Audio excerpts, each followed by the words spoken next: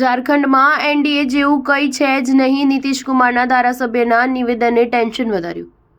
ઝારખંડમાં સત્તા મેળવવાની દોડમાં પાછળ રહી ગયેલું રાષ્ટ્રીય લોકશાહી જોડાણ પરસ્પર એકતામાં પણ હવે પાછળ રહી ગયું છે. તાજેતરમાં જ પૂર્ણ થયેલી વિધાનસભા ચૂંટણીમાં ભાજપે પોતાના સાથી પક્ષો જેડીયુ, એજેએસયુ પાર્ટી અને એલજેપી પાસવાન સાથે સમજૂતી હેઠળ બેઠકોની વહેંચણી કરી હતી, પરંતુ હવે નીતિશ કુમારના ધારાસભ્યના નિવેદનથી રાજકારણ ગરમાયું છે. આ પક્ષોએ પોતાના ખાતામાં એક વિધાનસભા બેઠક પણ મેળવી, પરંતુ ચૂંટણી પરિણામ બાદ એનડીએની એકજૂથતા પર પ્રયાસ ન થવા પર જમશેદપુર પશ્ચિમથી જેડીયુ ધારાસભ્ય સરયુ રાયે સવાલ ઉઠાવ્યો છે કે જ્યારે તમામ પક્ષો અલગ અલગ બેઠક કરી રહ્યા છે તો એનડીએ ક્યાં છે? એકવાર પણ એનડીએની બેઠક થઈ નથી. તેમણે આગળ કહ્યું કે પરસ્પર વાતચીત પણ નથી થતી. વિધાનસભા સત્ર દરમિયાન મુદ્દાઓ અને કામગીરીને લઈને પણ કોઈ ચર્ચા નથી થતી. માત્ર વિધાનસભામાં ધારાસભ્યોની સાથે બેસવાની વ્યવસ્થા હોય છે. જેડીયુ ધારાસભ્યએ કહ્યું કે ભાજપે કોઈ એક્ટિવિટી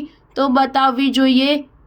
ઝારખંડમાં એનડીએ જેવું કંઈ છે જ નહીં. જ્યારે તેમને પૂછવામાં આવ્યું કે શું તમે માનો છો કે આનું કારણ ભાજપ વિધાનસભા પક્ષના નેતાઓની પસંદગીમાં વિલંબ છે, તો તેમણે કહ્યું કે હું આ અંગે કંઈ બોલીશ નહીં. આ ભાજપનો આંતરિક મામલો છે. વિધાનસભાના બજેટ સત્ર દરમિયાન વિપક્ષી છાવણીમાં અણબનાવ પર સત્તારૂઢ પાર્ટીએ કટાક્ષ પણ કર્યો છે.